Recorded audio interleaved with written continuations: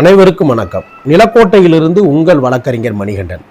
தமிழ்நாட்டு சட்டமன்ற தேர்தல் நெருங்கி கொண்டிருக்கக்கூடிய இந்த சூழல்ல அரசியல் களத்தில் பல அதிரடி திருப்பங்கள் நடந்துக்கிறத நம்ம பார்க்குறோம். இன்னைக்கு கூட முன்னாள் முதல்வர் ஓபிஎஸ் அவர்கள் தன்னை திமுகவில் இணைச்சிருக்காரு.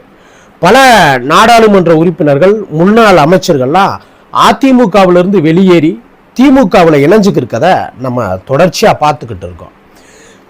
ஜெயலலிதா அவர்களுடைய மறைவுக்கு பின்னாடி அதிமுக பிளவுபட்டு இரு அணிகளான போது ஓபிஎஸ்ஸையும் இபிஎஸ்ஸையும் இணைக்கிறதாக அந்த கட்சியினுடைய உள் விவகாரத்தில் தலையிட்ட பாரதிய ஜனதா இன்றைக்கு அந்த கட்சியவே விழுங்குவதற்கான அனைத்து பணிகளையும் மேற்கொண்டிருக்கிறத நம்மளால பார்க்க முடியுது.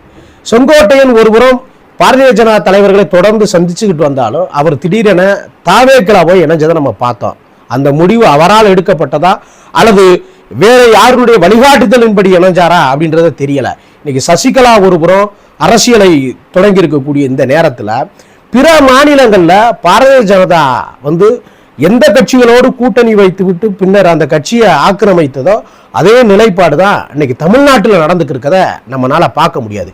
எம்ஜிஆரால் அதன் பின்னர் ஜெயலலிதா போன்றவர்களால் கட்டி காக்கப்பட்ட இன்னைக்கு அதிமுக என்ற பேர் இயக்கம் பாரதிய ஜனதா கட்சியால் காவு வாங்கப்படுவது ஒட்டுமொத்த அதிமுக தொண்டர்களையும் வருத்தத்தில் ஆழ்த்தி இருக்கதை நம்மளால உணர முடியுது.